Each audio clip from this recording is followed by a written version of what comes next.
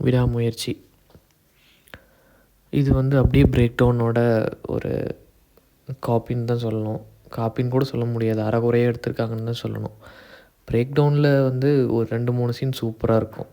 Climax சூப்பராக இருக்கும். ஒரு ரிவர் எஸ்கேப் சூப்பராக இருக்கும். அதையெல்லாம் இந்த படத்தில் கட் பண்ணிடுவானுங்க. ஏன்னா அதையெல்லாம் ஹீரோனால் நடிக்க முடியாது.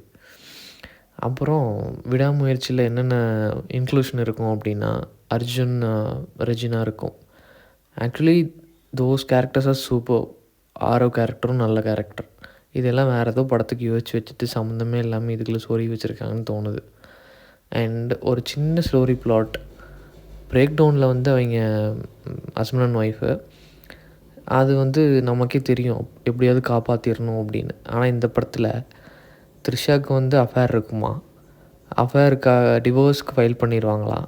அப்போது போய் இவர் வந்து இவர்கிட்ட இருக்க காசையெல்லாம் கொடுத்து காப்பாற்றுவாராம். என்னடா லாஜிக் இதெல்லாம்? மேக்ஸிமம் ஆஃப் சீன்ஸ் வந்து பிரேக் டவுனில் இருக்கிறதான் இருக்கும். அதையும் தாண்டி நான் வந்து 2.5 மணி நேரம் படத்தை எடுத்தே ஆவேன் அப்படின்னு தான் வந்து இந்த எக்ஸ்ட்ரா சீன்லாம் வச்சுருக்குறாங்க. ஸ்டார்டிங்கில் கல்யாணம் பண்ணுறது, அவங்களுக்கு குழந்தை இல்லாமல் போகிறது, அதெல்லாம் வந்து தேவையே இல்லை. எதுக்கு தான் இப்படி படம் எடுப்பானுங்களோ? தயவு செஞ்சு உங்களுக்கு கதை இல்லைன்னா படம் எடுக்காதீங்கடா. எங்கள் காசை வேஸ்ட் பண்ணாதீங்கடா. பிரேக் டவுன் போய் எங்களுக்கு பார்க்க தெரியாதா? Why you want to do remake of a Hollywood with good actors in South India? ஏன் பண்ணுறீங்க? கதை இல்லைன்னா படம் எடுக்காதீங்கடா. விடாமுயற்சியில் சொல்கிற அளவுக்கு என்ன சீன் இருக்குது?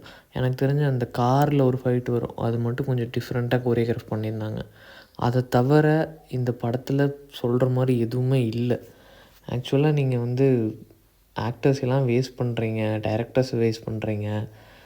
என்ன கதைன்னே ஒன்றும் புரியல. டிரெக்டர் வந்து முதல்லே எஸ்கேப் ஆகிட்டார். இது வந்து என்னோடய கதை கிடையாது, அஜித் சார் கதை அப்படின்னு. நீங்கள் தெளிவாக தாண்டா இருக்கீங்க. படம் பார்க்குற நாங்கள் தாண்டா லூஸு கூப்பிட்டீங்க. அட்லீஸ்ட் புஷ்பா 2 மாதிரியாவது எடுங்கடா. அதுலேயும் தான் கதை இல்லை.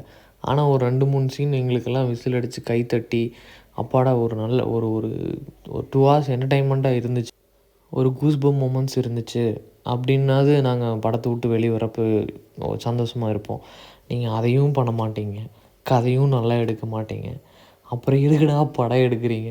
நாங்கள் இவ்வளோ நாள் வெயிட் பண்ணி அஜித் படம் வருது அப்படின்னு போய் பார்த்தா இதில் ஒன்றுமே இருக்கிறதில்ல.